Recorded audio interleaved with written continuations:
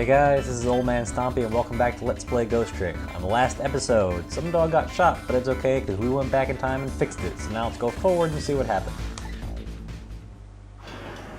Tick-tock, forward we go. Back to the present. And there's the hitman, still there. Snipey Smurf. The little lady is still curled up in a ball and shaking with fear. But at least, she's not tied up. And the little doggy is wagging his tail happily, instead of being belly up. So what am I going to do now? I think I'll watch for a while and see what happens. Seems reasonable. That's how we started the last puzzle. And there's the phone. How convenient. I bet we get a new destination out of this one. What's he afraid of? The door? What? Still at the junkyard. Or maybe we're going back to the junkyard. Alright, I got it. I'm on my way. I guess my prey likes to play hide and seek. She hasn't had enough of that junkyard yet, apparently. I guess we know where Lynn is. Can't let nearsighted Jigo beat me out in this one. I don't think you have to worry about that. I'd better hurry. Sure. Keep your gun out. Just walk right out into the street. Nobody's gonna call the cops. And she's safe. Probably. What was all that about? You saved me, didn't you, Miss Isle? I know you did. And there's the phone again. Man, it pisses off the dog for some reason now. Maybe I shouldn't answer it. I'm surprised the dog managed to make it under the couch without barking for that long, considering he barked at absolutely everything in the first part of Chapter 2. Lynn! Trick time. I guess we gotta get to the phone. Let's get moving. What can we do? That's right. We have to wait for the Santa to come back again. Here, back into the star. Again, you can play this to make the dog bark, but there's no purpose to it. It actually makes the previous puzzle unsolvable if you do it. But hey, check that out. He's still got a core. There's a little doggy all curled up on the floor, dreaming the life we worked so hard to get back for him. That's fine, but what's up with that core? The dead can't possess living creatures. That's one of the rules Ray taught me. So what would a living and breathing doggy be doing with a core? I better try possessing him and see. Sure, why not? Whenever I see something I don't understand, I'd love to just reach out and grab it. So let's do that. Oh, it's you, it's you! It's, come to think of it, I never did ask your name. I guess it's good we ran into each other then. This is a good chance for us to reintroduce ourselves to each other. You mean you forgot my name already? After everything we shared together? The drama? That tearful goodbye? I'm Miss Isle, how could we forget? But you know, it's strange. I wonder why you remember me now that you're alive again. Do you remember your time being dead? Of course, all of it. Okay, let me get this straight. The memory of being dead doesn't disappear, and the dead I meet in the ghost world develop a core when they return to the land of the living. It's good to establish these rules, and if I then possess that core, I can talk to that person. It looks that way, yes. Sure, why not? Agree with me. So, we pay no heed of that anymore. We just roll the cart back over here, and get on the phone. Who wants to talk to a dog when we be talking to some girl?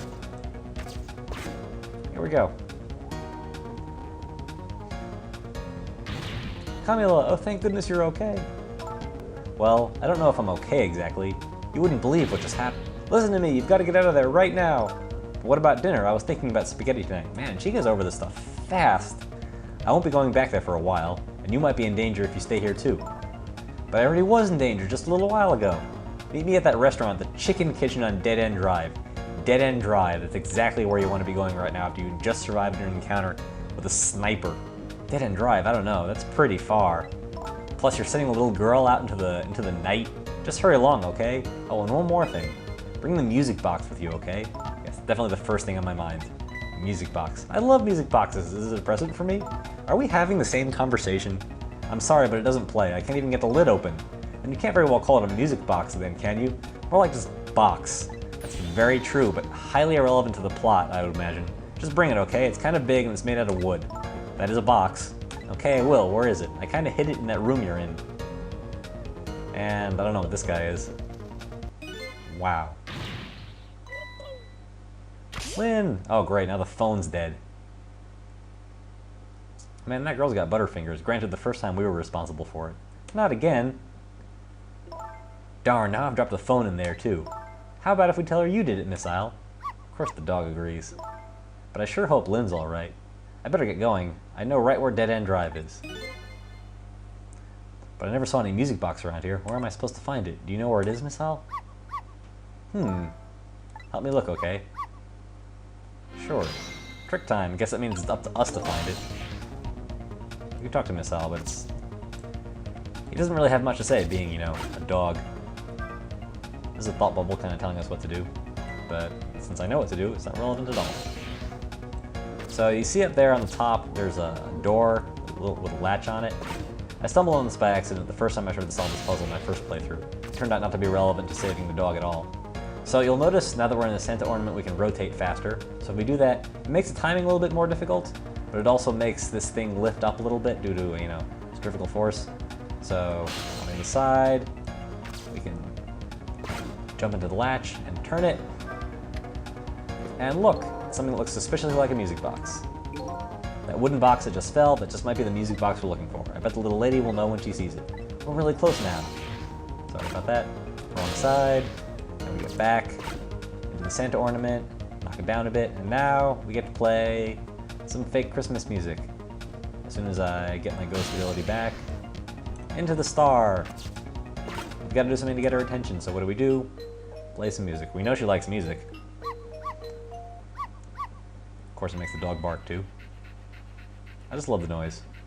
I listen to him bark all day. This is it, the music box. Yay! Mission complete. And now we're in her pocket. I'll leave the remote here, but don't you touch it, Miss Al. If the TV comes on, you'll start barking. I'd hate to find you flattened underneath that wall when I came home. Well, he already died once, so what's the worst that could happen? If he gets flattened, we'll probably just fix it again. Okay, I'm leaving now, Miss Al. I have to go help Lynn. She's like a sister to me, you know? You be good while I'm away. No barking. No, I said not to bark. Bad dog. Aw. Can't stay mad at you. I guess he goes right to sleep. Still no peace with the little lady, and the redhead Lynn is facing a new crisis right now as well. Meanwhile, I'm in a bit of pickle of my own. With the receiver at the bottom of the fish tank, I find myself trapped in this apartment. I wonder if the reason there's no fish in there is because Camilo keeps dropping things and electrocuting them. Too bad I can't just curl up and go to sleep with my tail wagging too, because there's something I have to do. The question is, how do I go about getting out of here? And that's something we will solve in Chapter 3, which I will play the first little bit of in this episode. Again, this should also unlock Chapter 3 in the chapter select. 8:04 p.m., so we've used up an hour of our time. But we've already saved 2 people, well, 1 person and a dog. Once again, Lynn is in danger, and I think she knows it too. I sincerely doubt she'll be coming back to this apartment tonight. She and I are connected to each other somehow. She's my only lead, and I can't lose her. I have to get to her and fast. And here we are. I guess we could talk to Miss Al, but I don't want to wake him up if I don't have to. With the telephone in this apartment being out of service, my only hope of escape is to find another telephone. No Mr. Desk Lamp here. The only friend I have to talk to is that nice little doggy. Well, I guess we do have to talk to him. Let's see what he has to say. Alternately, we could just turn the television on.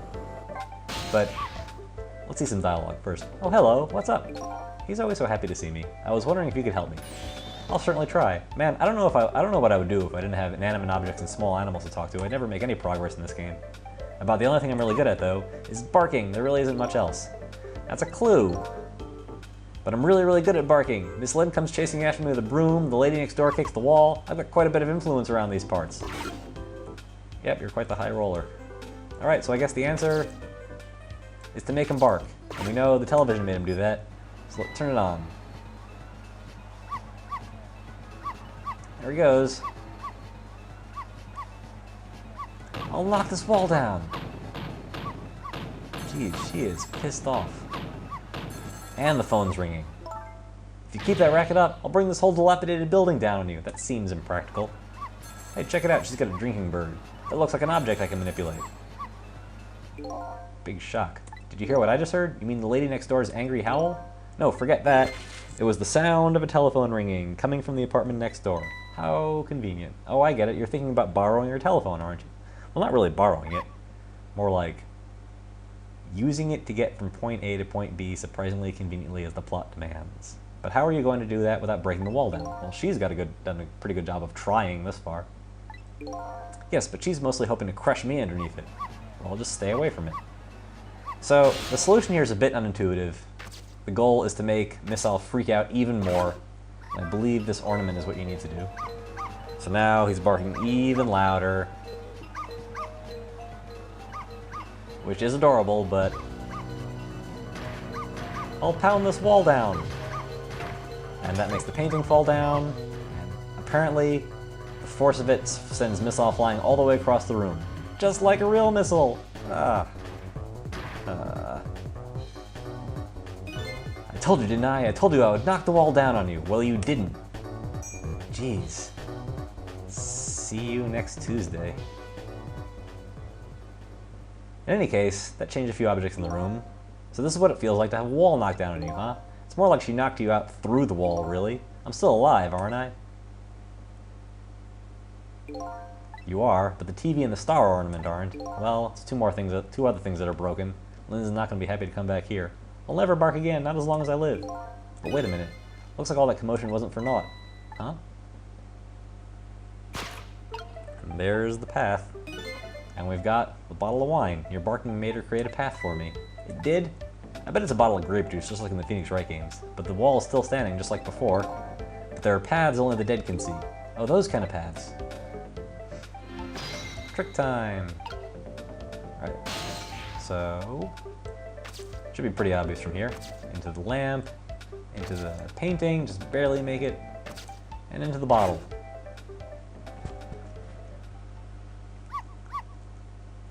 Still barking, but he said never bark again. Man, this dog has no short-term memory. So you're leaving, huh? I guess so. You're gonna save Miss Camila and Miss Lynn? I have to follow my own mystery first and foremost. That means everything to me. But you will save them, right? If it helps me along my way, then yes. Didn't the lamp say the two are one and the same? I don't have any powers of the dead. I'm not even dead, actually. But I'm gonna find a way to go help Miss Camila too.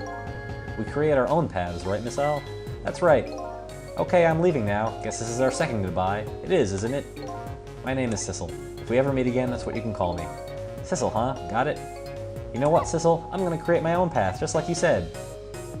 There he goes. I don't know how he's gonna get out. Oh man. Boom! Nice try. Second try.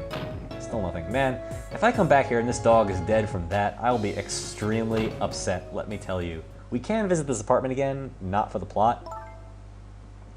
I didn't do it during my first playthrough of the game, but it might be worth checking into the dog and see if he's still whacking away at that door with any success. Tonight is that holiest of all nights, my deadline. Great, now I've got this woman for company. All I need to get some inspiration from the muses is this bottle and some cheese. Here's to the boorish people next door.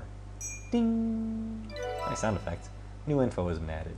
Gee, I wonder if we have anything nice to say about her. Achoo! Oh, there's that cute sneezing noise again. Are you alright, my darling angel? Have you taken your medicine like a good girl? Let's see what she's got to look at. There's another mouse, too. Well, here I am in yet another strange room. What's with the oddly tense air of this place, anyway? Now, where is that little treasure I'm looking for? The phone, right? There it is. Bingo. There it is, the telephone. Now, if I can just borrow it. So, that'll be our next goal. We're coming up on 15 minutes now, and this isn't really a great place to stop. But this puzzle is much too long to solve in the next 2 or 3 minutes, so I'll have to say goodbye for now and see you on the next episode of Let's Play Ghost Trick.